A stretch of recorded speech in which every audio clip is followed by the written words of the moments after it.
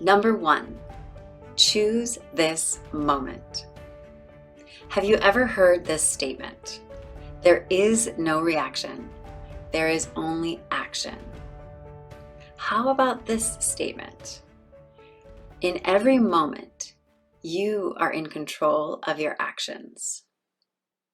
How do these statements make you feel? What feelings do they bring up? Do you ever feel out of control? Do you ever take action in a way that you're not proud of? In every situation, that situation is neutral. Yet humans have feelings about the situations in which we find ourselves. Humans often take action in the moment from an emotional place. We go into a dialogue in our minds that is different from what is actually occurring. That dialogue often takes a split second. Or we react impulsively from a pain point we are still harboring in our bodies. We bring up our old story of woundedness and we paste it onto the situation we are experiencing. This may sound like a downward spiral, but this is an amazing opportunity. Attention. Attention is the key to transformation. The moment you feel a contraction of your energy, when you feel your emotions rising, you get to make a choice. You get to tell yourself that this situation isn't the same as the situation from your past. You get to come out of the shell of your old story and decide who you want to be now. If you choose to, you have the will and the power to be open, courageous, expressive. You get to take a stand for your life. In the past, I internalized everything everyone said about me. I made their words about me. I assumed that others were casting judgment about me, and I assumed that those judgments were true. I even thought I had to contort myself and change my opinions to fit in. I was exhausted. I was afraid to be myself, and I began to play smaller and smaller.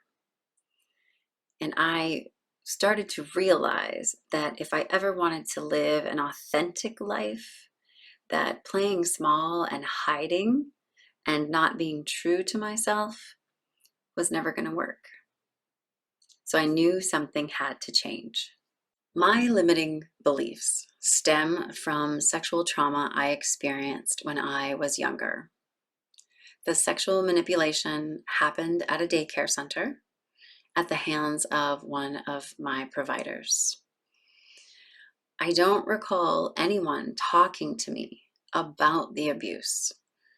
I only remember my parents being very upset and whisking me out of there, removing me permanently. I didn't get to go back and see my friends. I assumed the fault was my own. Everyone around me was experiencing pain, but no one was able or willing to talk to me about it. A story took shape in my mind. I believed something bad happened, and it was my fault. I felt ashamed and dirty. As I took this story forward in my life, little Andrea created defense mechanisms to protect herself, to ensure that she wouldn't feel judgment, shame, pain, or emptiness ever again. The mechanisms that unfolded in my life were avoiding risk and control. In my studies, in my research, I have found that control gives us a false reassurance that we are safe physically, mentally, emotionally, spiritually. The pattern of control has shown up throughout my life, and it is my greatest challenge.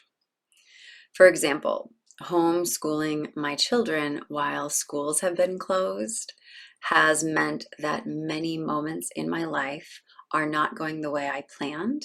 And even if I didn't plan it, I have an idea in my mind, and these moments are not going the way that I expect. One of my children refuses to move forward on the assignments. He goes into overwhelm quite easily. In that moment, I have a choice. I always have a choice. I can choose to feel like the situation is not safe. I can go into that old habit of buckling down, going into my controlling nature, and choosing methods that don't come from my heart. Or I can choose who I want to be in this life. When I see my son's struggle as a neutral event, I can make a new choice.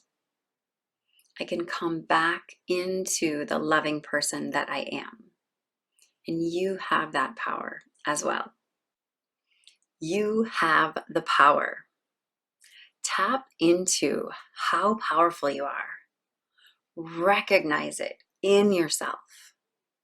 You have the power to take that neutral moment, that neutral situation, and change it into a situation where you embody love and patience and kindness, or whichever values matter most to you. You have the power to change how you act in every moment. Do you go into your old story and behaviors? Do you react from that wounded place? Can you take a breath? Can you breathe into the moment? Look at the situation that you are in and choose. Make a new choice. You have a moment in every situation to make a new choice. But how? How do we choose this moment when we feel triggered or confused? The action I would like for you to consider today is called thumb tapping. Press your thumbs into the pads of your middle fingers. Open and close. So disconnect them, reconnect them. Do this with both hands.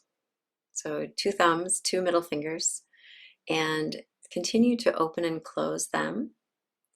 And while you do this, take a deep inhale through your nose. Hold a moment at the top. And exhale out all the stale air from your lungs. Continue this tapping and this breathing for a few minutes, for a few seconds, or until you feel as though you have returned to your intentionality, to your values, to who you have declared that you want to be. This shift in your way of being will honor you as you choose this moment. When you feel triggered or you wish to ground into your higher self before responding to a situation, use this technique to step back into your true essence. The key to today's step is, I choose this moment. The exercise thumb tapping helps us realign with our integrity in challenging moments. Please let me know how this technique lands for you. I trust that it will serve you as you up-level to your greatness.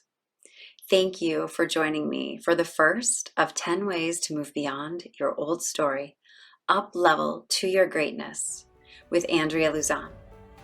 Tomorrow we will practice seeing radiance.